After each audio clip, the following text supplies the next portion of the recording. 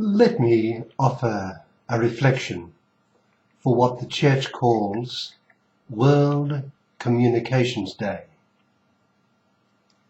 World Communications Day, the only worldwide celebration specifically called for by the Second Vatican Council, is marked in most countries, on the recommendation of the bishops of the world, on the Sunday before Pentecost.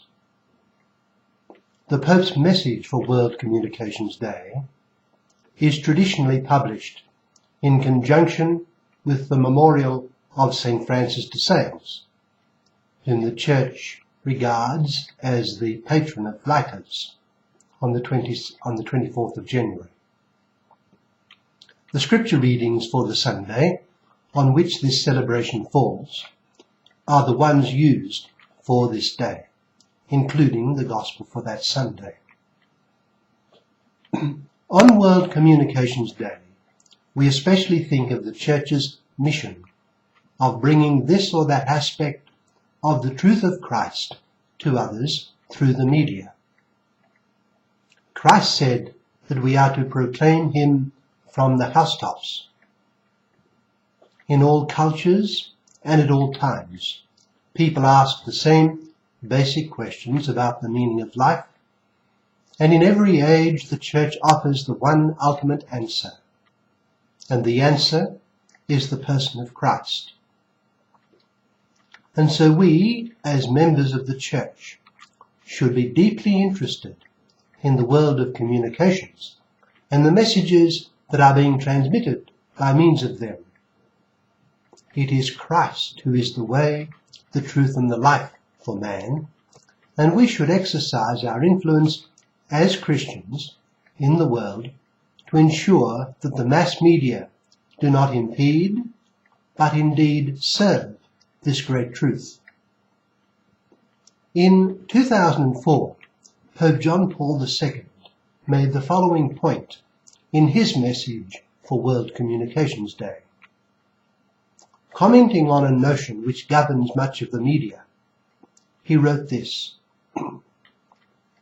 "The world of the media can sometimes seem indifferent and even hostile to Christian faith and morality.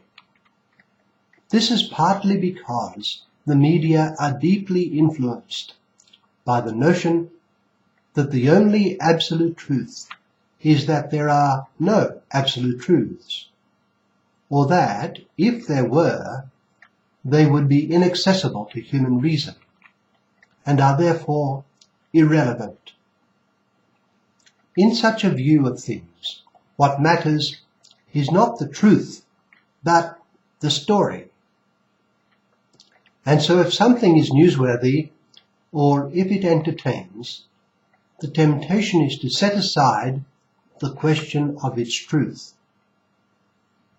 The Pope continued, "Yet the media also offers unique opportunities for bringing the truth of Christ to all.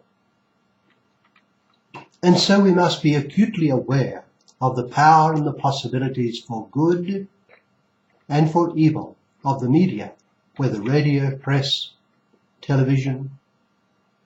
There is the all-pervasive internet, and other means of mass communication will come.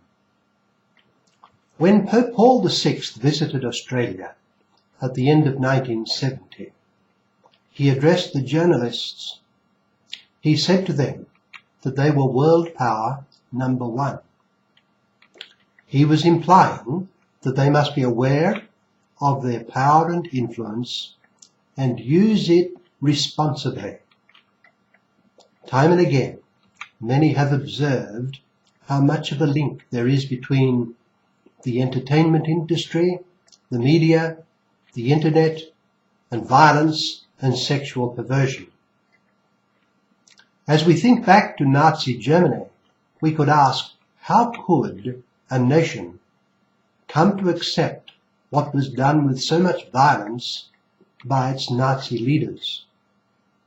One reason was the capturing of the media by the Nazis and using it to desensitize the conscience of a nation. If we are not alert to the influence and power of the various forms of the media, we shall be rendering ourselves vulnerable to its insidious influences. We can become insensitive and accepting of moral evil. The media can influence just by being viewed, by being read, by being heard. Images and propositions can lodge in the imagination, remain unevaluated, and gradually silently accepted. And so, good things should be encouraged and bad things strongly resisted. The good things may well harmonize with and pave the way for the truth of Christ. They can be watched and sponsored and encouraged. But the presence of bad things in the media must be unmasked and subjected to the scrutiny of the light of Christ and right reason. Especially significant in any society and in a media grounded in secularism are the powerful assumptions which drive it. Standards of private morality, sexual values and behavior, abortion, pornography, contraception are assumed by many to be matters pertaining solely to the individual and private conscience, and so to the individual's right to determine. It is commonly assumed that such matters are nobody else's business.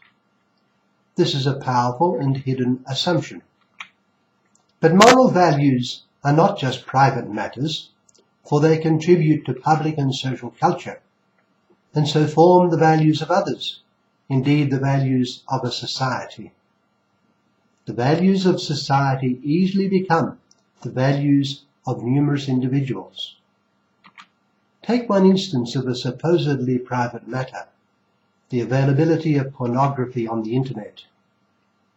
It can be watched at length and at home, and no one else might know. Not only must every Christian have nothing to do with such websites because of the massive spiritual harm merely viewing them can cause one's whole psyche and spiritual life, but they are to be vigorously resisted in the public arena. They drag societies, as we might say, down the drain. Years ago, the great internet company Yahoo significantly reduced the pornography available at that point on its websites because of pressure coming from customers. It was an instance of what public and private pressure can do to rid the internet, television, and other media of such similar plagues. The same applies to the portrayal of various forms of violence. They create or contaminate whole cultures. Values become accepted, and society is profoundly changed. Let us resolve to put on the mind of Christ in everything, and to shape all things according to his glorious, divine, and wonderfully human mind, assumed by him who was a divine person. Let us use the media and shape the media in such a fashion that God will ever be honored and glorified.